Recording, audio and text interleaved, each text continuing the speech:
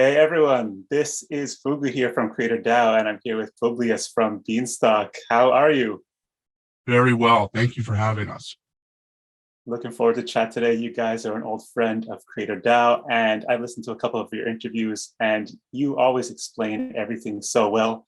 So I'm looking forward to hearing you guys talk about what's happening at Beanstalk and Beanstalk Farms and all the developments that have happened lately. Yeah, very excited to be here. Yeah, let's just dive right into things. I wanted to ask you first, what is Publius? So Publius is a pseudonym that the founders of Beanstalk use to preserve their anonymity. We started Beanstalk. We worked on Beanstalk for around 9 months prior to deploying it on the Ethereum mainnet, but are very big believers in decentralization and don't feel that in the long run having doxed founders are helpful to the long-term success of Beanstalk. So it's a little bit of an inconvenience for a lot of different reasons and a little ridiculous, but we're doing our best to preserve our anonymity. So Publius refers to the founders of Beanstalk. Is it a homage either to like the Roman Empire or to the writers of the Federalist Papers who went under the Publius pseudonym? Yeah, exactly. It's more a Federalist Papers reference than a Roman history reference, although there are some good Publius references as well in Roman history. Why did the writers of the Federalist Papers inspire you guys to adopt this kind of as your name? Is there a parallel, do you think, between your project and the founding fathers of the United States? Well, certainly not. We would not go anywhere close to putting the work that we're doing in the same league as the founding fathers, but we were greatly inspired by particularly Alexander Hamilton. But when you put the context of the Federalist Papers, or you put them in context, I should say, and what were they? They were a series of articles arguing on behalf of a new system that should be adopted, and it was a very articulate set of reasonings for the adoption of the U.S. Constitution, but in practice it was just a set of reasons or articulations. And in the same way, Beanstalk, or maybe I should say the Beanstalk white paper, is hoping to lay the foundation and argue for a better monetary system, perhaps. And so then I think we also took a lot of inspiration from the fact that Alexander Hamilton was a major proponent of the central banking system and had a major hand in the creation of the predecessor to the current banking system. And given that Beanstalk in many ways is modeled after a more traditional financial system, and also many of the principles that Alexander Hamilton wrote about, and the epitaph of the white paper is a reference to some of those principles, which is a national debt, if it is not excessive, will be to us a national blessing. It will be powerful cement of our union.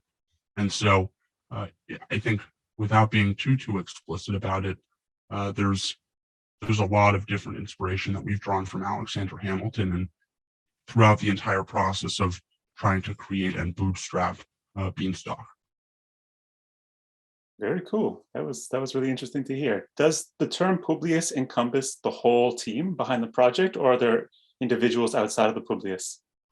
So at this point in time, there are probably a dozen other individuals that are not associated with Publius that are working full-time on Beanstalk, and then probably another dozen or two working part-time in some capacity on Beanstalk.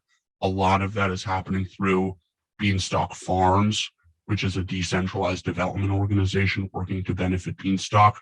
And some of it is also happening through Beansprout, which is a Beanstalk accelerator. Both Beanstalk Farms and Beansprout were funded through an on-chain vote by the Beanstalk DAO. And so at this point in time, there's a pretty sophisticated set of a network of different individuals and organizations working to develop Beanstalk into money, or the issuer of money. But Publius just refers to the founding team. Is everybody anonymous? There's a healthy mix of doxed and anonymous people working on Beanstalk at this point in time, but the Publius team specifically is anonymous to the best of our knowledge. Did you guys make that decision because you saw that there was a significant advantage in, I mean, there's maybe the inspiration from Satoshi with the Bitcoin project versus others with an open founder. What do you think are the advantages or disadvantages of having a anonymous team? Well, candidly, the main driver behind the decision to be anonymous is what happened to Basis, which back in 2017, Basis, which was an attempt at a different algorithmic cryptocurrency or stablecoin, raised like $133 million in an ICO and put together a pretty high quality team, had a great white paper, and raised all this money to develop a US dollar based stablecoin. And, you know, they did a couple things that might have put a little bit of a target on their backs, but regardless, for one reason or another, they were ultimately forced to shut down and return all of the ICO money to their investors by the government, is our understanding. And therefore, you know, the question kind of becomes, well, if you're actually serious about trying to create new money and a decentralized, particularly US dollar pegged stablecoin, where to start, it made a lot of sense to have beans pegged to the US dollar, given that there seems to be by far the most amount of demand for US dollars. The question becomes, well, if you're serious about creating that issuer, it seems that you really have to make decentralization as high a priority as possible. And having a founder or a singular founder is a major glut in the road to true decentralization. And I think Ethereum has been one of the rare cases where, despite having a founder, they've been able to decentralize development, but nonetheless, everyone is still looking to Vitalik for guidance on ETH 2.0. And we don't really want to be in charge or at the lead of a new system of money for a variety of different reasons. But, you know, in short, we really felt like to give Beanstalk the absolute best chance to succeed at becoming an issuer of new money, it made a lot of sense to try our best to preserve our anonymity. Do you think because you're building an algorithmic version of the US dollar that you and other algorithmic stablecoins are going to be facing more regulation scrutiny than a project like Ethereum? Well, I don't know if it's about more scrutiny than something like Ethereum, but it's very clear. And if you look at what's happened with Libra or Diem at Facebook or Meta, too many names, over the past 2 years or 3 years, it's very evident that the government is going to do everything they can to drag their feet on a road to a widely accessible dollar through blockchains, or particularly permissionless blockchains. And so, separate from the specifics on how one particular cryptocurrency is being regulated, or the specific actions by one governing body within the US government, it's very clear that stablecoin providers in general are going to be highly targeted by regulation. And so Beanstalk, from a first principles perspective, is autonomous, and there is nothing save for an on-chain attack that can be done to stop Beanstalk from operating. And Beanstalk was deployed a little over 6 months ago on the Ethereum mainnet at this point, and that is currently the case, that the only way to stop Beanstalk would be to acquire a majority stake in its governance token, Stalk, and attack it on-chain through its own rules. It's already at the place where, there really isn't a single point of failure within the protocol or within the developers of the protocol. And so Beanstalk is ready for that type of environment and is designed from the first to be ready for that type of environment. Whereas you look at a variety of the other stablecoin issuers in the space, and like MakerDAO last week announced that they are starting to consider KYC.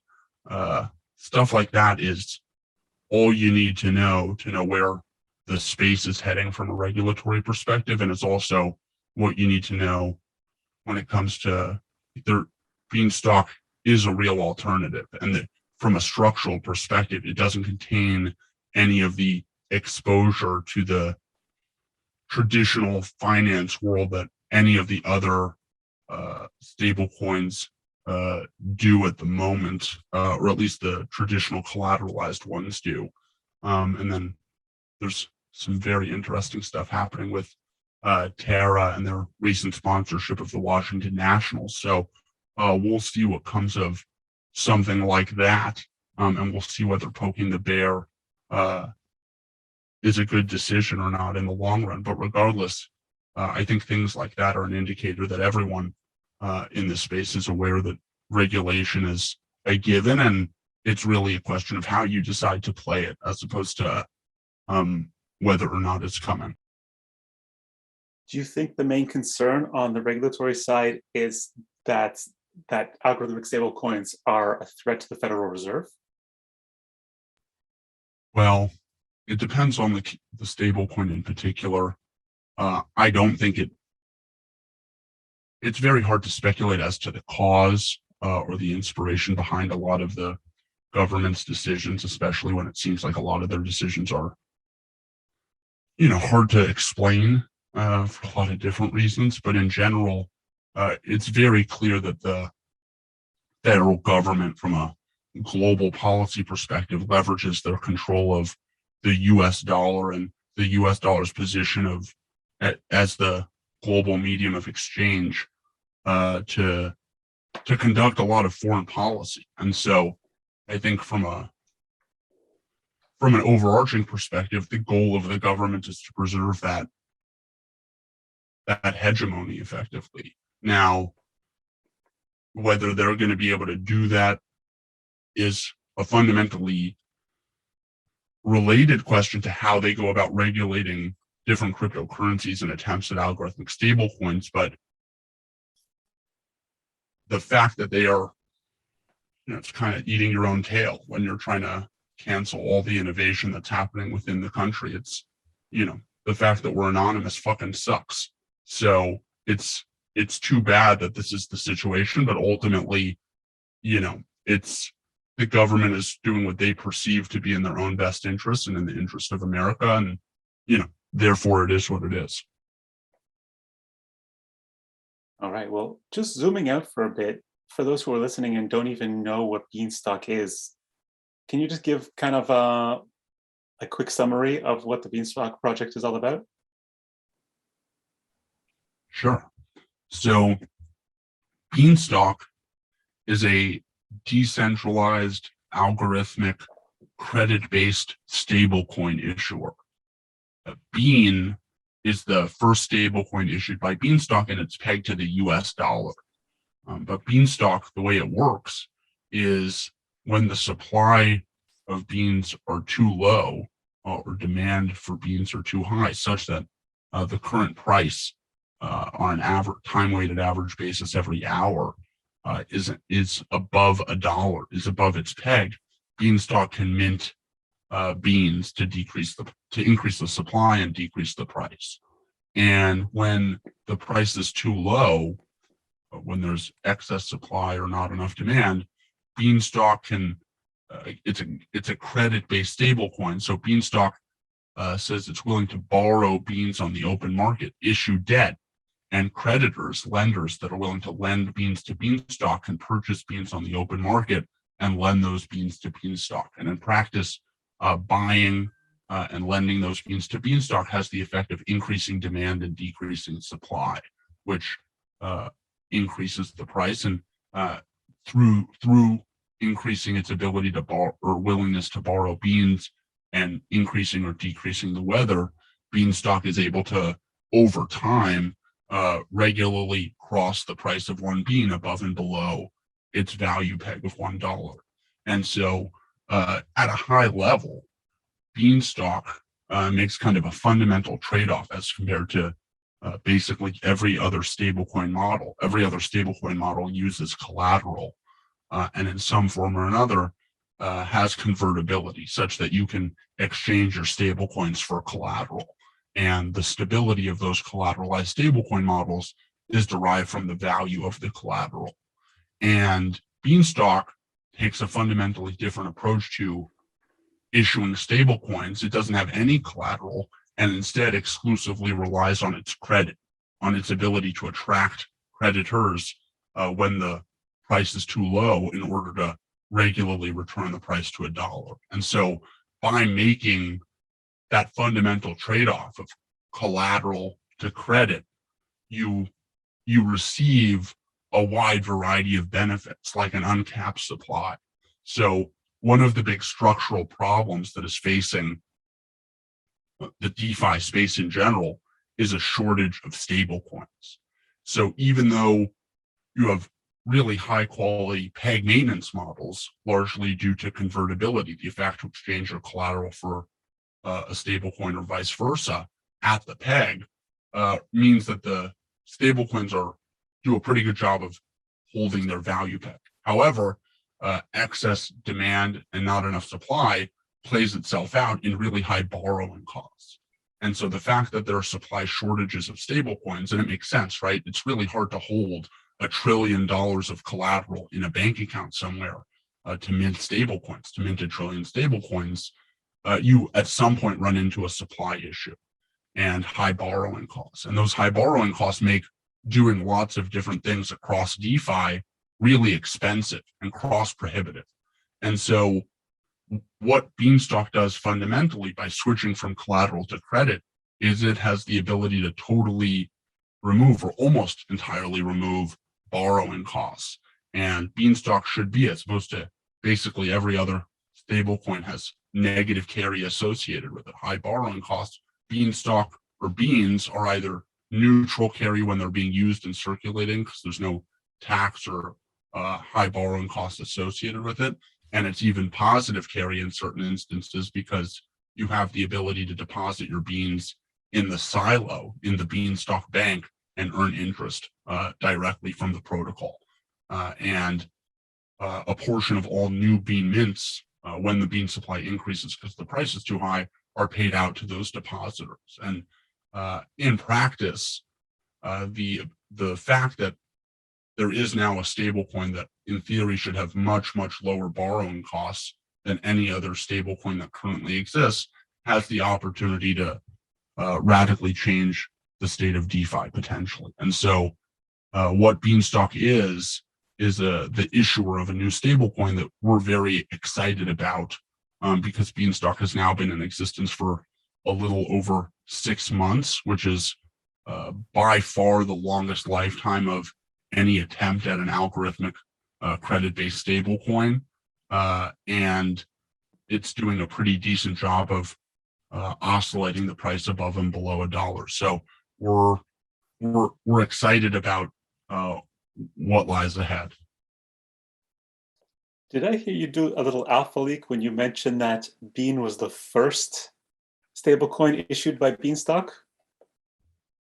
Well, depends how you consider an alpha leak. We try our absolute best to be as open with our thoughts in general. So this isn't the first time we've mentioned it, but in general, once you have a strong credit history and you have a high willingness for people to lend to Beanstalk, the specific denominations of its stable assets that are issued can be somewhat arbitrary as long as you have a good Oracle solution for a given price. And so whereas US dollars are the first being issued because there is by far the most demand for US dollar stablecoins at the moment, at least on the Ethereum network, it seems, our expectation would be that in the future, especially in a multi-chain world, there will be a high demand for different assets pegged to different values, and Beanstalk could, in theory, issue a wide variety of different stable pegged assets, all on top of its own credit history. All right. Well, you mentioned that Beanstalk over the past 6 months, or sorry, the Bean stablecoin, it spent some time above peg and below peg. Can you just share with us a little bit about its price history in the past 3 months or so? Sure. And I can try to keep it mostly to the past 3 months, but the Beanstalk's been alive for the past 6 months or so, and the main catalyst that kind of got this whole wild ride started was a couple weeks after launch, maybe 4 or 5 weeks after launching.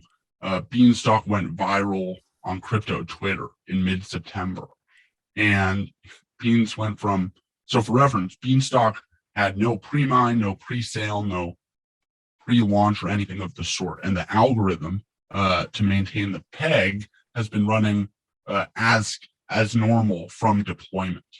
And the first 100 beans of the bean supply, which is now at 40-something million beans, were minted when the Beanstalk contract was deployed on mainnet. And so Beanstalk had been growing slowly and steadily to around a $2.5 million market cap and supply at around $1 over that those first couple weeks. And then Beanstalk somehow went viral on crypto Twitter. And Beanstalk went from a $2.5 million market cap to a $40 million market cap in a couple of hours.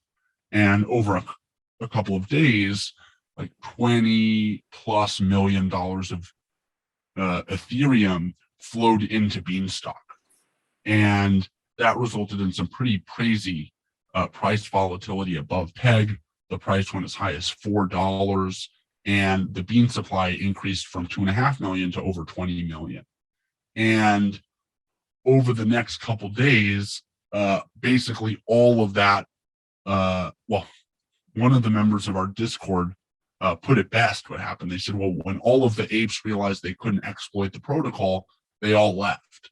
And so what they were referencing is some of the earlier predecessors to Beanstalk, like ESD and DSD and Basis Cash, kind of the name of the game was to get in as early as humanly possible, independent of the price. And they were, our Discord member was speculating that similar behavior was predicted to be the most profitable by all these apes that founded on crypto Twitter, but quickly realized that was a losing game, and then they all left the system. And the result was the price went as high as $4, as low as 24 cents. But in the grand scheme of things, that huge outflow of beans and supply allowed for the model to kind of prove whether or not it worked. And over the next month, Beanstalk was able to raise its interest rate high enough such that it could attract enough creditors, enough people willing to borrow beans to Beanstalk to eventually return the price to $1. And so over a couple weeks, Beanstalk was able to return the price to $1 a couple times until it started to consistently oscillate the price back and forth below $1 again. And so now that's the preface to now your question about the past 3 months or so. So Beanstalk started to oscillate the price of bean pretty decently above and below $1 until late November. And around Thanksgiving, there was a pretty hefty inflow in a short period of time into beans, and that pushed the price as high as $1.40. And then for basically another week or two, there was a large inflow of demand into beans. And this time it was more sustainable demand for the most part, certainly by comparison to the first growth cycle. But from a micro parameter perspective, Beanstalk still had some inefficiencies in its model. particularly when beans are above $1, Beanstalk was willing to issue too much debt. And therefore, even though Beanstalk was paying off a lot of its debt during those 2 weeks of growth, and it paid back over $20 million of debt, and paid back almost everyone that went to it during the first debt cycle back in September and October. At the same time, Beanstalk exited that 2-week growth cycle with a higher debt level than it actually started it with, which is never what you want. And because decreasing your debt level is one of the two things, in addition to price, that Beanstalk optimizes around. And therefore, since you had that growth cycle in October, where Beanstalk didn't leave that growth cycle in as great a situation as you would have hoped, then you had sort of a 2 or 3 week period in December where the price was a little bit below $1. Beanstalk was again able to issue enough debt to return the price to $1, and then there was a little bit of an ETH crash, and then also a little bit of excess supply on the bean side of things, and that resulted in another dip below the peg in January. But around January 31, beans started to oscillate back and forth above and below 1 a lot more consistently again, and so it seems like that November to end of January 3-month cycle has also more or less completed itself. And so when we take a big step back, you had like a very big, very violent, let's call it month-long cycle in September, October, and then you had more of a 3-month, less violent, less volatile, but slightly longer cycle in November, December, January, and now Beanstalk seems to have come out of that cycle. So that's the high and the low of the past couple of months on how the price has been operating. So taking kind of these extreme periods of being above and below peg as a practical example, can you just tell us how a user can take advantage of first the price? For example, on September 15th, I see the price was $1.50, or actually $1.59. How could a user take advantage of that situation? And then conversely, when it went all the way down to, I guess, like 25 cents, what was the way that somebody could also benefit from that situation as well? So we'll do our best to refrain from giving any sort of specific financial advice, but what we can comment on is the incentives that Beanstalk creates. So from a first principles perspective, Beanstalk doesn't make any guarantees about the price being at $1. Unlike a collateralized model that has convertibility, Beanstalk makes no guarantees whatsoever about the price of a bean. Instead, it creates a series of different incentives that make it attractive to sell beans when they are above their peg and attractive to buy beans when they are below their peg. So in general, you ask, well, how can you take advantage of the price being too high, for example? Well, you need to be able to sell beans when they're too high. In order to sell them, you need to own them. So typically buying beans when they're significantly above $1 is not a good move. Instead, you want to sell them when they're above $1. And Beanstalk creates a variety of different incentives that encourage you to, not necessarily sell your beans when they're above $1, but certainly discourages you from buying beans when they're above $1, as compared to when the price is below its value peg. When beans are below $1, Beanstalk creates a lot more soil, and soil is the willingness to borrow beans. So in particular, when the price is below $1, you can buy beans on the open market and then lend them to Beanstalk. And that is how you get the highest, or typically how you would get the highest pure rate of return within the system, is by lending beans to Beanstalk when the price is below 1. So I think the long and the short of it is Beanstalk creates incentives to buy when the price is low, and the incentives increase as the price gets lower, and vice versa. It creates incentives for you to sell when the price is too high, and the incentives to sell increase when the price gets higher. Why do you think, though, that when you have these run-ups in price, like it could get so far above $1, why would somebody continue to purchase beans at $1.10, $1.20, $1.30? Well, on the one hand, it's difficult to speculate as to why people would do that. On the other hand, there are certain scenarios where the expected inflation that you'll receive because the price is so high is greater than your perceived cost. And so even though you're paying a premium and you assume that you won't be able to sell your beans for more than $1, you expect your inflation to be greater than that, such that your cost basis will ultimately be less than $1 and you'll still make a profit. So there is some efficient behavior that could make that possible. Now, Beanstalk goes out of its way to make that behavior not profitable. So I think the short answer is, why would you buy at $1.50 or $1.60? That's harder to say. It's pretty irrational behavior, as opposed to why would you buy at 1.001? That makes a lot more sense, in the sense that being able to buy within a small percentage of $1, or a fraction of a percent of $1, that's very attractive to people.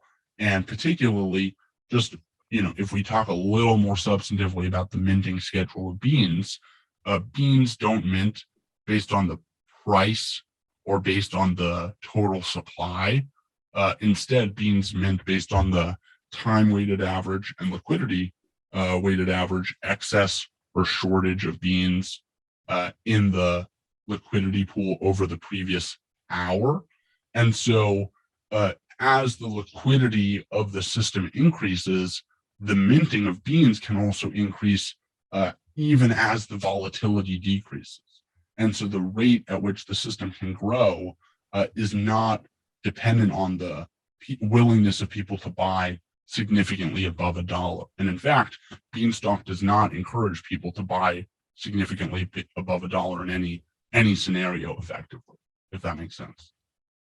Well, just looking at the chart, it's very amazing how you guys have been able to last for so long and maintain a peg so close to $1. Yes, it goes above and below for different periods, but do you ever sit back and, I guess, just be amazed about how this worked? I mean, you guys conceived the idea, obviously, but with such a high failure rate for algorithmic stablecoins, your plan is actually succeeding. And then on the other hand, I'm just curious how, when you were planning the system, you were obviously assuming that humans would act in a certain way when using it, but we can clearly see there's periods, it seems like, of total irrationality almost, with, I guess, if we're talking about the Twitter hype cycle. What are your thoughts on just like how far you've come until now, and how has it played out like you've expected? I think it is important to have perspective, and we do take the time to take a step back and think about, how amazing it is that Beanstalk still is alive and chugging along. It's, I think you said it quite well, given the failure rate, it is noteworthy, and we're excited about it. With regards to the comments about the behavior that we've seen, and I think particularly when the system was young, there was a wider spectrum of inefficient behavior, and its magnitude in effect on Beanstalk was much larger because of the amount of inefficient behavior compared to efficient behavior. However, over the past couple months since that initial pump and dump, there really has been an amazing, thoughtful, curious community that largely exists in the Beanstalk Discord that has really changed the quality of dialogue around Beanstalk to such a high level that there isn't nearly as much wildly inefficient behavior as you would typically expect, or certainly what we saw last cycle. And it's very encouraging to see that people are starting to learn the mechanisms and play it more efficiently. There have been some arbitragers that have started to enter the system and just buy low when it's below $1 and sell high when it's above $1, which is pretty cool. It's ultimately more and more arbitragers like that that will enforce a really tight peg. We do still have some inefficient behavior. Like there was one farmer that withdrew a ton of their assets from the silo, burned a ton of their governance tokens, and then sold all their beans when the price was at like 80 cents a couple weeks ago, or 85 cents, so sort of at like the local low, and then redeposit all those assets again back when beans was at its peg again a couple weeks later. And that's, from an efficiency perspective, the exact type of behavior that Beanstalk tries to discourage. And so it's not to say that that behavior doesn't still exist. It still does. But the thing that's interesting is the rate at which the inefficient behavior exists is pretty low and continues to stay low even as the community expands, which is, I think unique, particularly for cryptocurrency, where the name of the game is much more to act the way we saw people act in September in the pump and dump, whereas thoughtful, curious investors are a lot harder to come by in crypto, at least in our experience. So it's been very interesting to see that high quality community form. And at this point, I think there is a lot more sophisticated, thoughtful actors within the system than the other. Nice. Well, it's really interesting to hear how Beanstalk is evolving. And speaking about evolving, you guys just released a roadmap. Would you be okay to just go through some of the major items and talk about why they're important and their impact to the platform? Absolutely. So at a high level, Beanstalk, as it was deployed on the Ethereum mainnet 6 months ago, was really designed to maintain its peg and answer that fundamental question of whether it will be able to oscillate the price of a bean above and below $1. And the core of the economic mechanism was designed as such. The code was written as such. But now that we're 6 months in, and Beanstalk has made a very strong answer that it can regularly oscillate the bean price above and below $1, the question now becomes, well, how can we update the architecture of Beanstalk as it's implemented on chain to facilitate wider adoption and integration of Bean, its stablecoin, and a variety of other different things within Beanstalk across DeFi. And so maybe, and this will require us to get a little bit more specific because the roadmap is a little bit more Beanstalk specific, but some of the high level items to hit are that the silo, which is again like the Beanstalk Bank, which currently supports deposits for beans and LP tokens for the Uniswap Bean ETH V2 pool, is being generalized. So what does it mean to be generalized?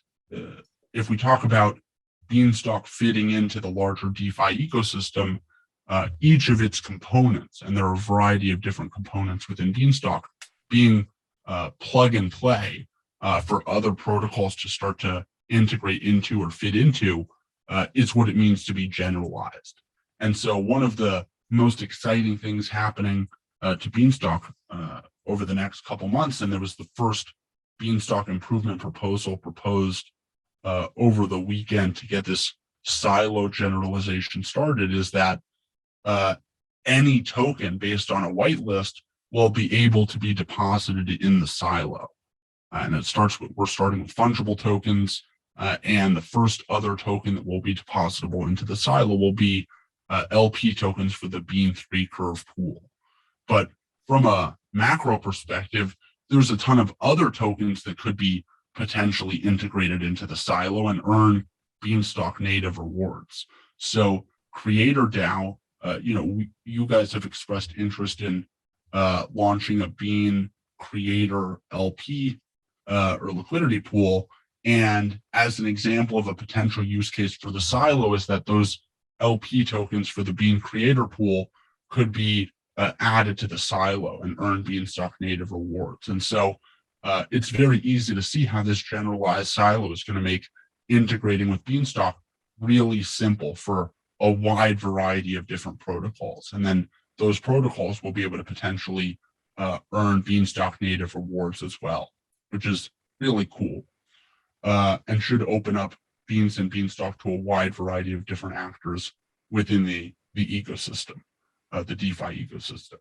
Now, taking that generalization further, one thing that we talked about a little bit further, or a little bit earlier, excuse me, is the minting of beans. So we mentioned that beans minting is a function of the time-weighted average and liquidity-weighted average excess or shortage of beans in the pool or pools over the previous season. So season is an hour. Right now, Beanstalk only mints based on that Bean ETH Uniswap V2 pool. But going forward, other pools, like, for example, the Bean 3 curve pool, will be able to be used in Bean minting, and that should greatly decrease the need for the Bean price to deviate from the peg to have a similar amount of minting. So that should, the combination of the generalized silo and the generalized minting should greatly increase the utility of beans and Beanstalk within DeFi and decrease the volatility necessary to grow to meet that potential new demand. And so when we talk about generalizing Beanstalk to integrate with DeFi at large, the roadmap lays out a variety of different generalizations that fit into that. Another thing to maybe highlight, which is slightly different, but a major part of the roadmap, is that Stalk, which is the governance token of Beanstalk and is what entitles you to your portion of future bean mints. So anytime the bean supply increases, half of new bean mints go to paying stockholders, the other half going to paying off debt. But stockholders, currently Stalk is illiquid, but in the next couple months, Stalk is going to become liquid, and that will increase the ability for Beanstalk to be integrated with a variety of other DeFi protocols, because now there will be a protocol native yield bearing token in addition to a protocol native stable asset. So those are some of the high level stuff happening that we would highlight from the roadmap. There's lots of different cool stuff that's happening. For example, the farmers market, which is a decentralized exchange for pods. The Beanstalk native debt asset just launched a week or so ago. And there's that to us isn't really on the roadmap because it already happened, but is a major step towards having Beanstalk as a protocol more widely integrated with DeFi, and also evolving into a more sophisticated financial ecosystem in its own right, and having a market to price and trade its debt asset is pretty cool. So might be rambling a little bit here, but lots of different interesting stuff happening on Beanstalk at the moment. And Beanstalk Farms, which again is the decentralized development organization, is doing a great job of coordinating a wide variety of actors that exist sort of all over the world to get this done in a timely and efficient fashion. I think I heard you hint earlier that you guys are also planning on moving potentially to other chains. Are there any plans in the works? So cross-chain is a really complicated problem, and it's particularly complicated to do properly in a way that you preserve the security and decentralization of the individual chains that you operate on, but can still, at least in the case of Beanstalk, leverage one big credit history.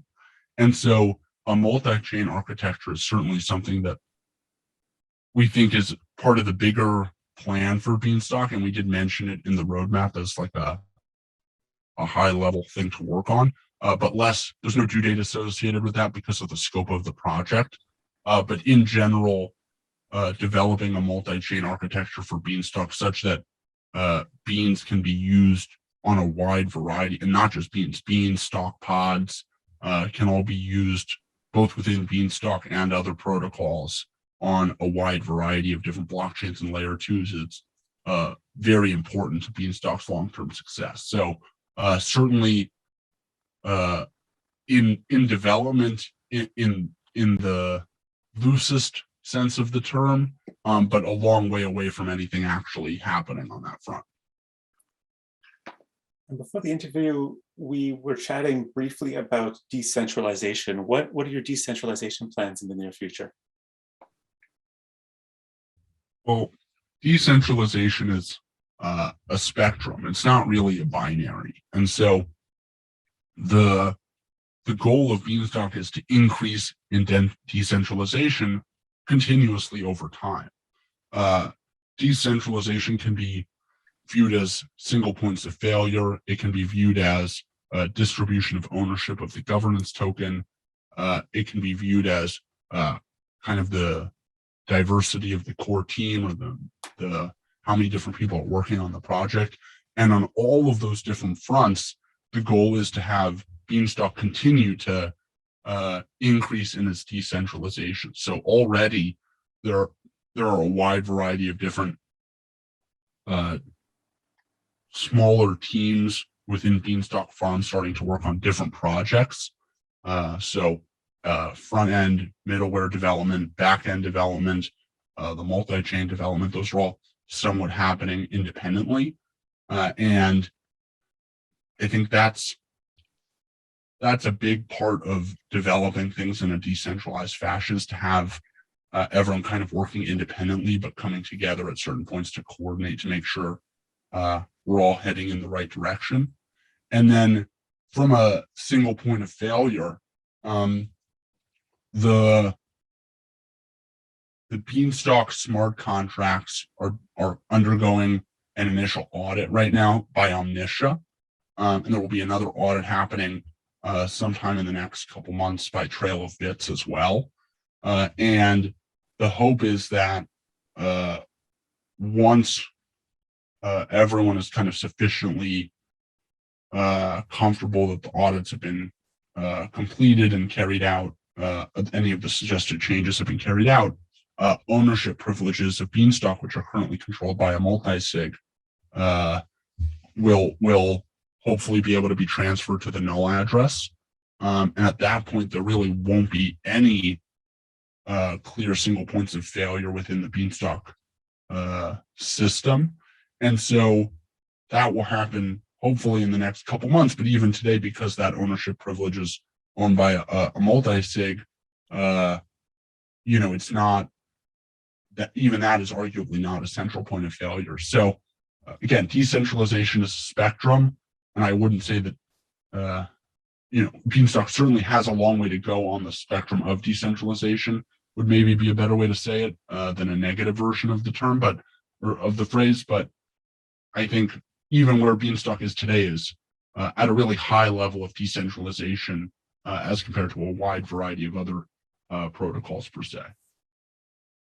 Very cool. I just have a couple of questions on the practical side of things. For those who are convinced by your product and are fascinated by it and want to get using it, but are not very financial literate, or just don't want to get into the complexities of all the farm terminology and putting it in the silo, putting it in the pods, what's the best way for, I guess, a noob to get involved with beans? So the short answer is, at the moment, it's still, in general, everyone should do your own research, right? There's no cookie cutter way to say, here, you should do this, and then that's it. One of the things that Beanstalk does is, by creating the silo and the field, which is the bank and the credit facility, respectively, that have really fundamentally different liquidity profiles, risk profiles, return profiles, that is designed to create some sort of bifurcation in the market. And there's a benefit to having different ways that different market participants can play Beanstalk and benefit from it potentially. So there is no cookie cutter answer to whether you should participate in the field or whether you should silo your beans or LP tokens. But what I would say for those that are a little bit, you said the phrase noob, I would just say curious to learn more. The Beanstalk Discord is probably the best place to go. It's actually kind of amazing the amount of helpful people that are there to just answer your questions and want you to better understand the protocol. And that's 100% organic and done by the community. Like late Saturday evening, someone asked in the general channel this weekend, like, I don't understand this protocol. And within an hour, you had like 8 different responses offering resources and trying to answer questions. And it's just like, it's amazing the amount of different people that are willing to help people get over the hump. Now, with that said, not everyone has the time to do that. And so one of the main projects that Beanstalk Farms is working on is putting together a more complete set of educational resources that include videos and such to make going through that process of learning about Beanstalk a lot smoother, easier, and quicker going forward. Well, that's probably just a good time to segue right into the community. Does your community have a name? I don't, maybe they're going to kill me if I say this, but not to my knowledge. Just, a lot of different projects, I think of a different pun or some sort of thing. And by working with so many projects, I've noticed that a lot of them end up with the same names for their communities. But do you have different ranks, like the OGs, the new people, or anything like that? It's funny. I'm really not the best person to talk about this, but I mean, there are some roles in the Discord. We're not really into hierarchy on the bean farm. I think a lot of people call themselves bean farmers on Twitter. A lot of the bean farmers have like a bean or a sprout and then a money thing. So it's like bean money in their Twitter handle. But not a lot of hierarchy in the community. And instead, it's more just everyone helping each other kind of get to the same place. But I mean, looking at the roles, we have like journeyman farmer, expert farmer, bean scholar. So it's, there's some theme to that, but I don't think there's like a bean farmy or more like a general name for the bean farmers. And how did you guys end up attracting such a large number of people that wanted to participate in the community? Yeah, I wish I knew, honestly, Fugu. I think a lot of it was through Creator DAO. Maybe a couple months ago, there was an initial Beanstalk and creator community, and that honestly was great at attracting a lot of this community. Caesar's videos and stuff were a big help on that front. But in general, we Publius have really just tried to put out high quality material across the board that is consistent and honest and truthful. And fortunately, it has seemed to attract a similar set of people that are all really interested in working on something a little bit more sophisticated and interesting and potentially meaningful towards the larger DeFi space, and are willing to take take the time, if you will, to do things the right way. So we're very excited by the quality of the community, perhaps more than anything other than, or even more than the performance of Bean, which is really cool as well. And it's funny, some people compare Creator DAO to Wu-Tang. We got a big squad of people. Everybody has their own different thing going on, but we all roll together. But you guys maybe are more Wu-Tang than us, because when we set up a group for you in our Discord, you guys came with your whole crew. You had like the whole Bean thing going on. They all had the Bean NFT avatars, and yeah, you guys roll with a big crew. We're a bunch that really I mean, the thing that to me is most noteworthy is how collaborative everybody is. Like the lack of ego, and maybe this is the wrong place to advertise, because if you have ego now, you may hear this and want to come hang out on the bean farm. Like, better not to. But the lack of ego on the bean farm is kind of amazing, and that may be the most noteworthy thing of all, where it's like everyone is collaborative and kind and thoughtful, and when you do have people kind of blow off their top, it's met with kindness. And I mean, it speaks volumes about the quality of people working on Beanstalk that's the case, because as I'm sure you know, a lot of internet fora are very quickly disturbed. For sure. Well, maybe the bean is a great image for you guys, because there's a lot of parallels between the image of the bean as kind of an inconspicuous legume, not very pretentious. It usually comes in big bunches, and And yeah, you guys seem to take a lot of your inspiration from the bean as an actual legume, which is really cool. Just curious about how the community is run. Do you guys have different guilds, or how do you organize things? So the short answer is Beanstalk Farms is the development organization that employs people that are working full-time or part-time. But then that is kind of intermingled in Discord with more general community initiatives. And so the structure is largely happening through Discord and Notion, which is where a lot of the communication and documentation and stuff and work actually happens. But in short, the structure of the community is more or less project-based, where anyone that wants to work on a given project can kind of hop on and contribute in whatever capacity they would like to. And then Beanstalk Farms tries to fill in the gaps and help kind of get the process moving in whatever way is necessary to get things over the finish line. But in general, it's collaborative between Beanstalk Farms, which is, again, more paid members of the community that are actively working in full or part-time capacities, and then non-paid members of the community that are helping on whatever they want to help. And these paid contributors, do they get paid in the beans, or they get paid in stock?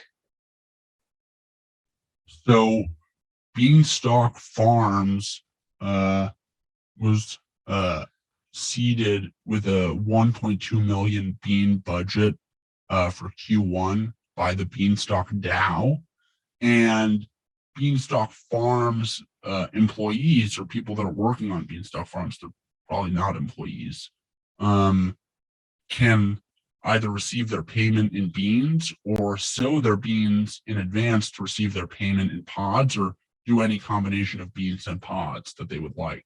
So from an alignment perspective, because most people choose all or a large portion of their payment in pods, a lot of the people that are getting paid to work on Beanstalk are actually getting paid in debt. So then they're very long-term aligned with Beanstalk as well.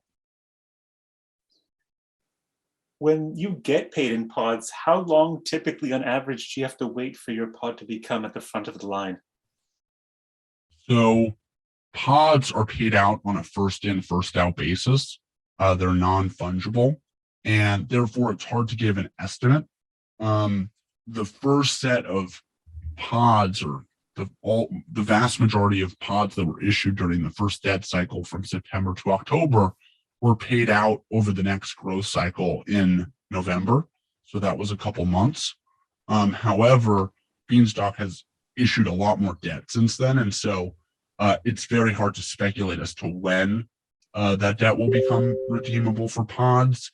But one of the cool things about the farmers market, the decentralized exchange for pods that just launched, is now there is also some liquidity for pods, even if they're not redeemable or harvestable for beans.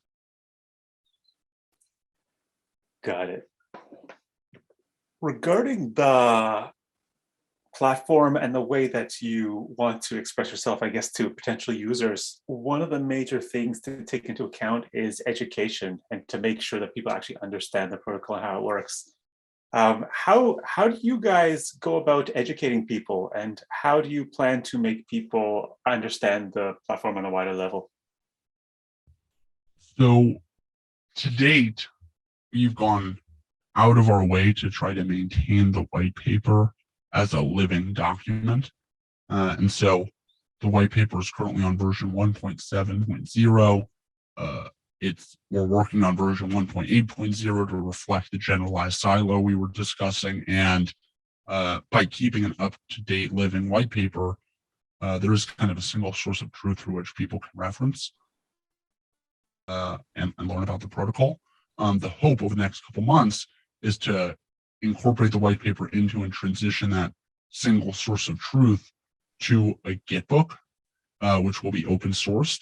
And the hope is through that Git book to kind of be that central place, even though it will be hopefully stored in a decentralized fashion, and hosted in a decentralized fashion, host all of the resources and that single source of truth in a centralized location for people to come and learn about Beanstalk. So one of the major projects that was highlighted in the white paper, or excuse me, in the roadmap, was to improve the documentation and educational materials around Beanstalk. So that's a work in progress, and to do it of the quality necessary is time consuming, but it will, it's one of the things that Beanstalk Farms is actively working on. And in a previous interview, you mentioned, quote, "The real goal is to attract people that are curious and people that are really interested in putting in the time." And I don't say this lightly, but the people that came in and then quickly left the system last week are kind of the opposite, end quote. Have you attracted the right kind of people into the community since then? It seems like that quote was from shortly after the pump and dump. It's funny looking back at that period of time, and I think the answer is affirmatively yes, or I guess it's strongly yes. The certainly curious, certainly intelligent, certainly curious. Yes. Very cool. And just one closing question. You mentioned earlier Alexander Hamilton as being a major inspiration to you. Are there any more people, characters, fictional or non-fictional, that inspire you or you really admire, and why?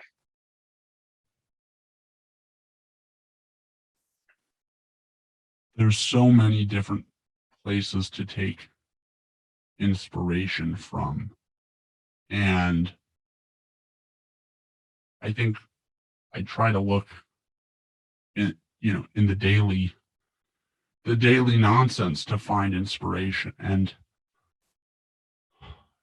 I would highlight somebody like Lex Friedman, who over the past 2 or 3 years has really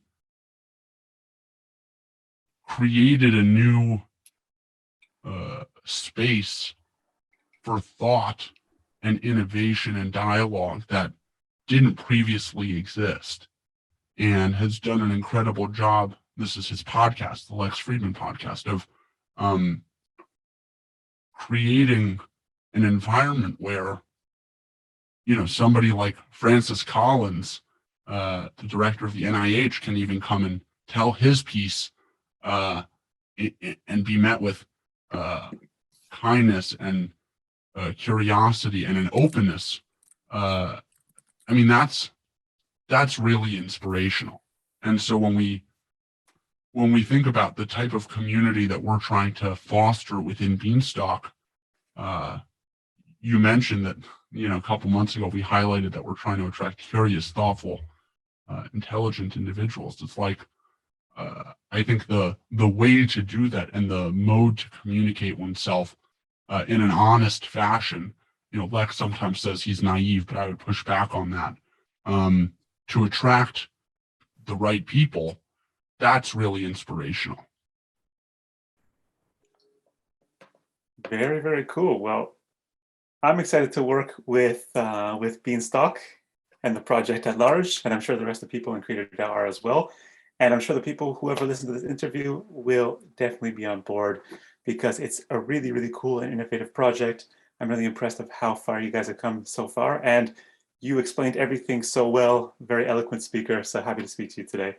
And yeah, good luck on everything in the roadmap. Thank you very much for having us, Fugu.